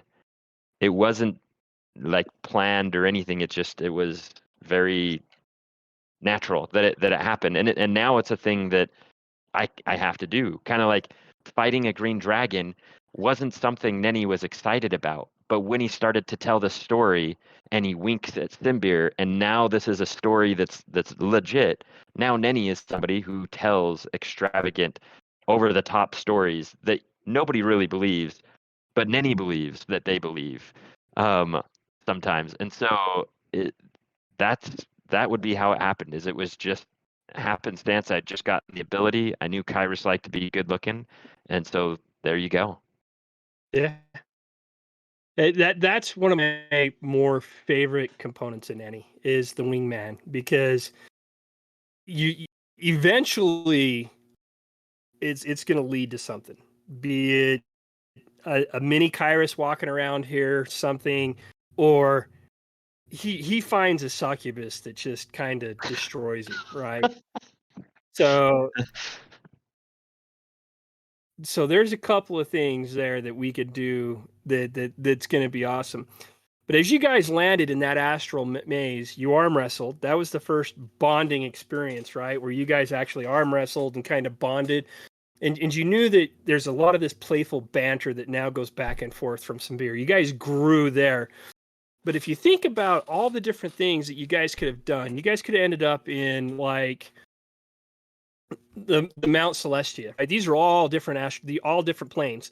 You could have ended up in Mount Celestia, Feywild, Ysgard, Hades, Shadowfell, Limbo, the Abyss, Arcadia, Carcery, Elysium, Bitopia, Arborea, Toril, Earth, Kryn, Athos, Eberron, Avernus, Mystara, Mystara is actually like original D&D world. We're talking red like box Oerth? set, blue Like- box set, purple box set. That's Mystara. That's that world, right? Is that Oerth? You could have, in like what's that? Is that Oerth and all that? yeah, Like the original campaign? Okay. yeah, cool. yeah. They could have ended up there.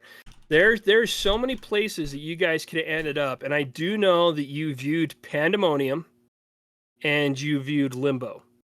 Those were two areas you guys stepped into and went, nope, and tried to step out.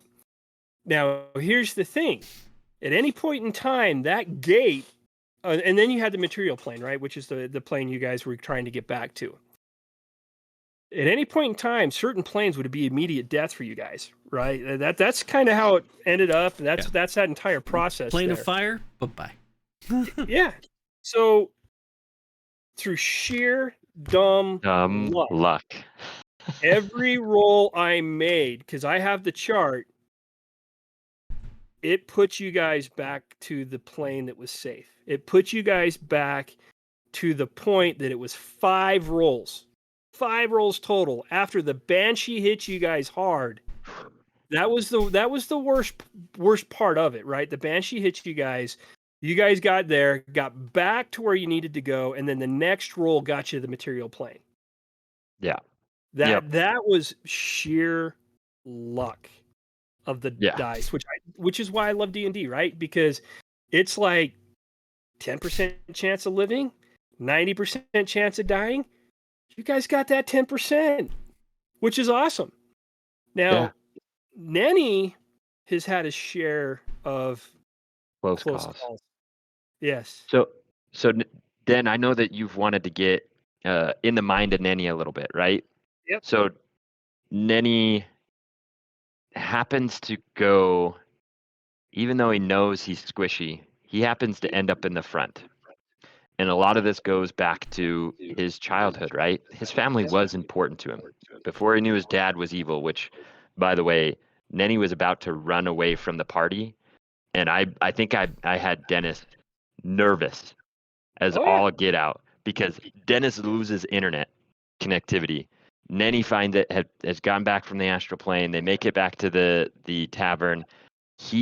Everyone's drinking. He's like the only one who doesn't get drunk. He puts Kyrus in his bed and writes Kyrus a note saying, "I'm out.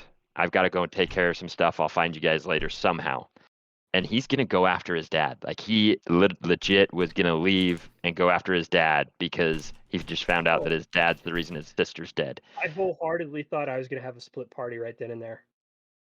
Yeah. I didn't know if I could talk you into staying. I didn't know if Abakaya could talk you into staying. I thought the party was split. I'm going, how am I going to do this?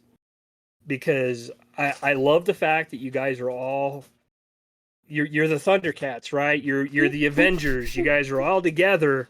You're saving the world and you're doing it together.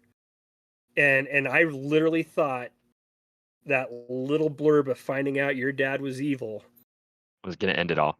was Well, gonna and how about that ends it all after we survive the planes? Well, didn't the he astral try and plane. leave? Didn't you try and He leave? did. Yeah, and he did.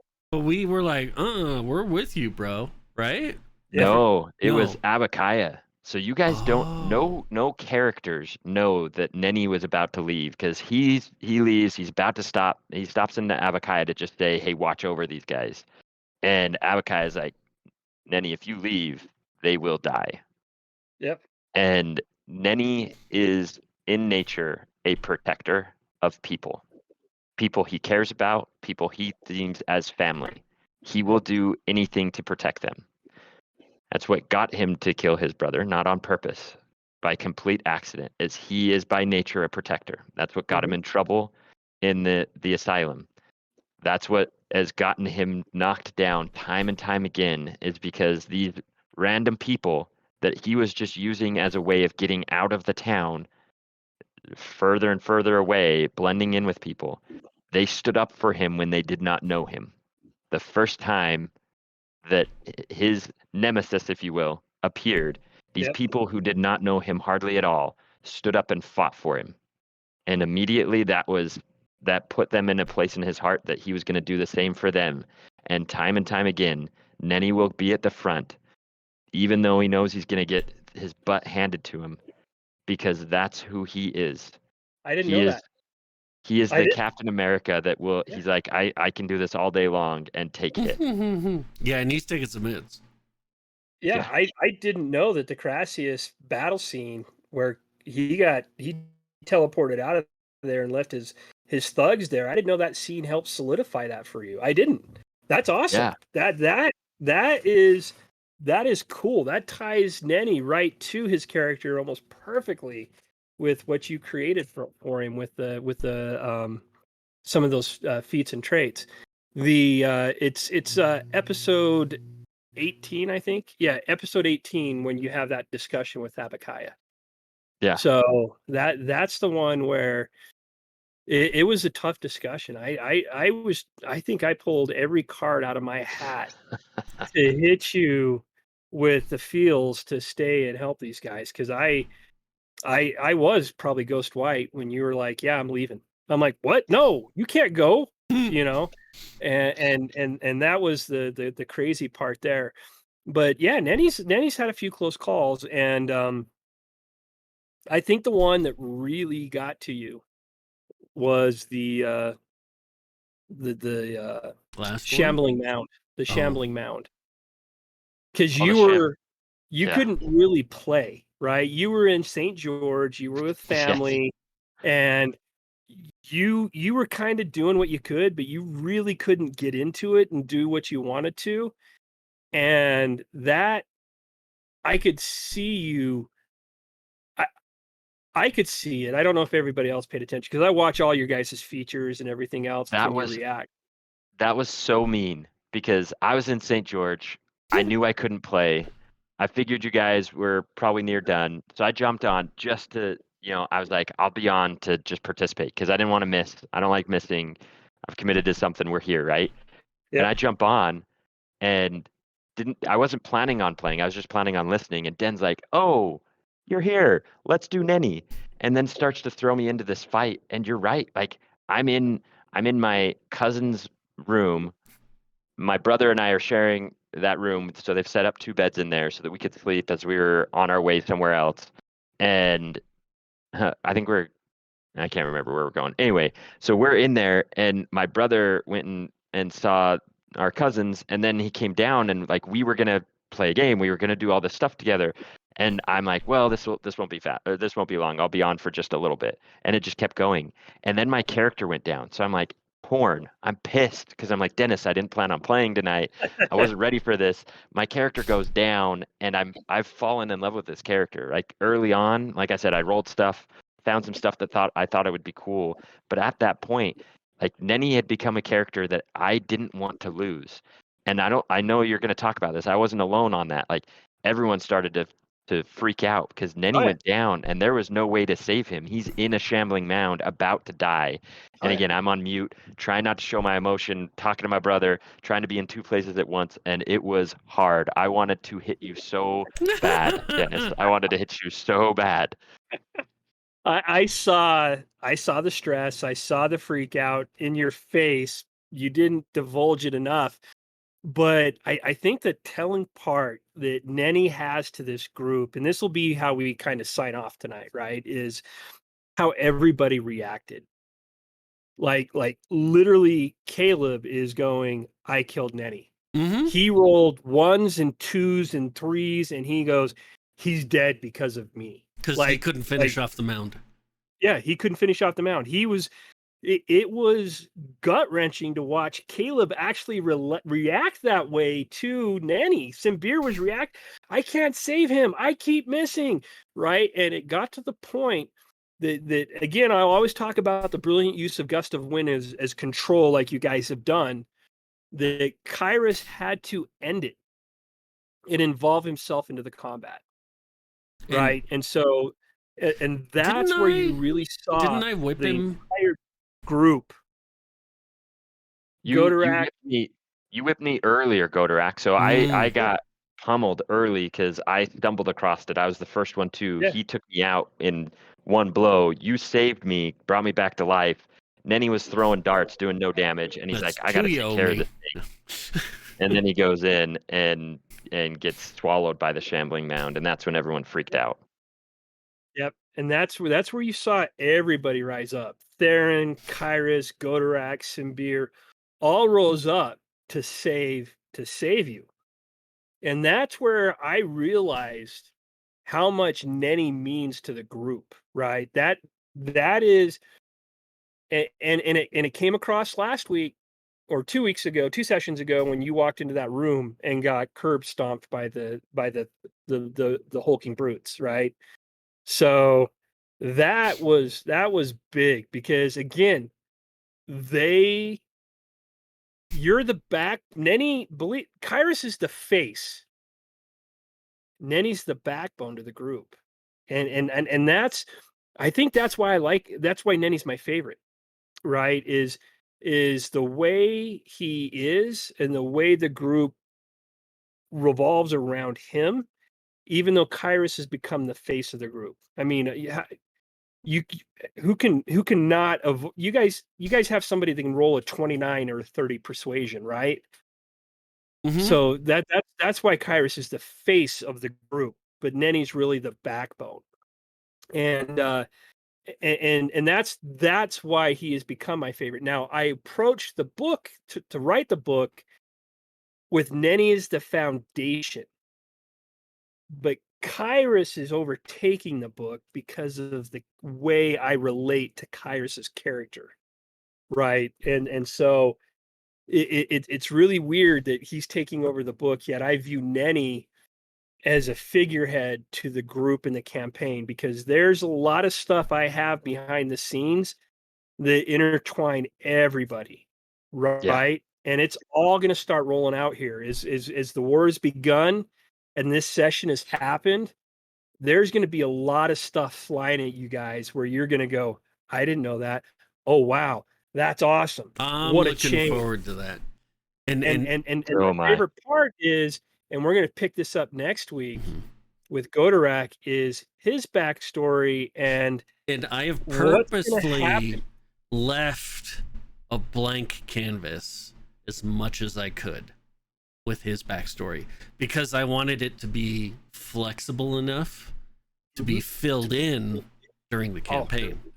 And I filled it in nicely. Oh, I'm good. so excited for that aspect. And as we transition, and I'm going to break hearts as we transition and move on to next week as we talk about Godorak.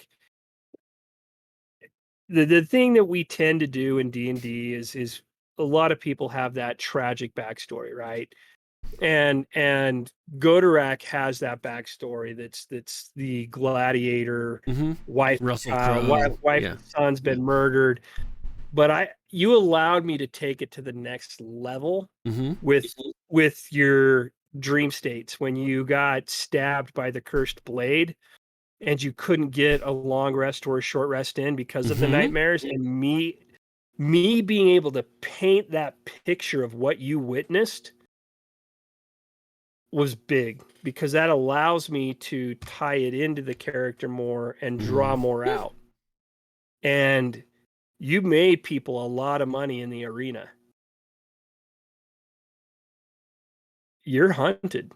People want to find you. People want you back in that arena. We haven't even established how I got away from the arena. No, we have not.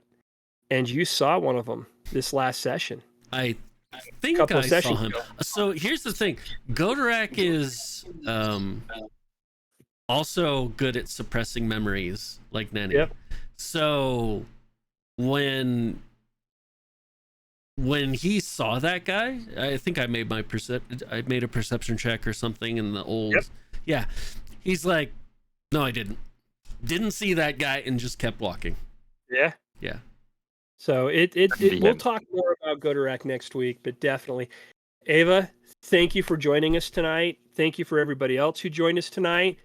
We will be uploading this onto the YouTube channel. Are we playing this Thursday, or are we playing live Saturday?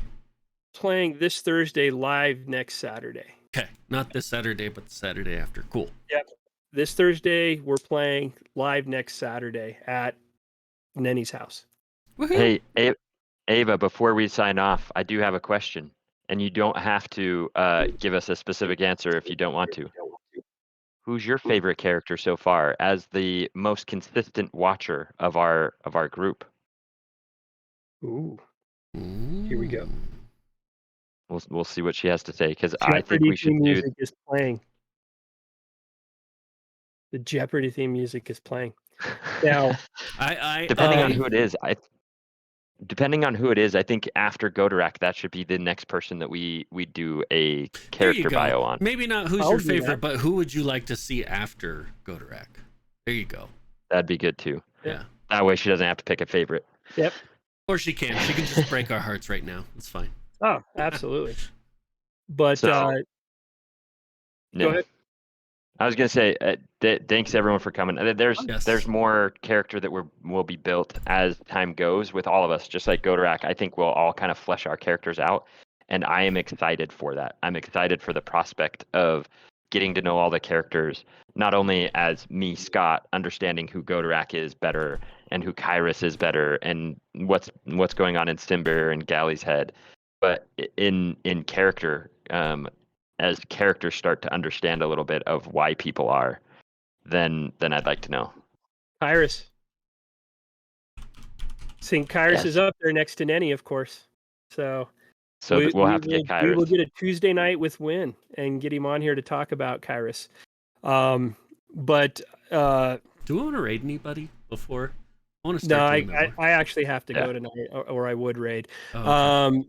So here's the biggest thing. And I lost my train of thought. What were you Sorry. talking My about, bad. Scott? No. I was So think about this. Most D&D campaigns have one BBEG. Mm-hmm. I have 7. I've been waiting for the BBEGs to start popping their heads up.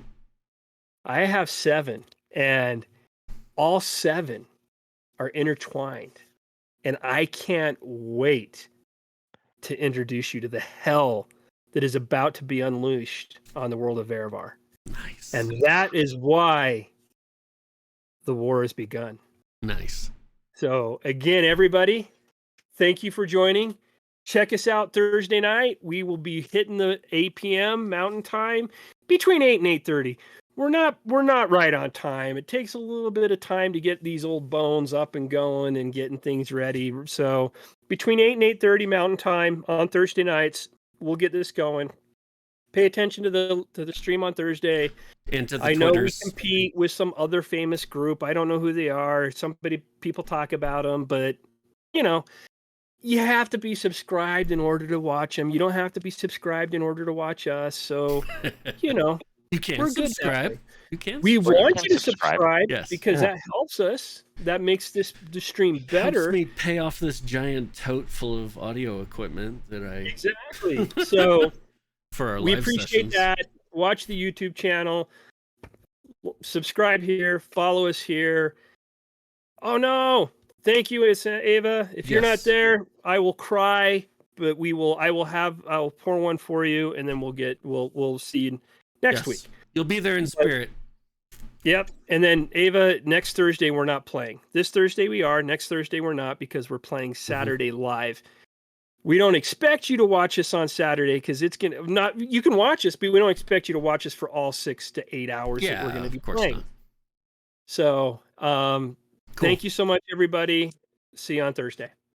And intro time.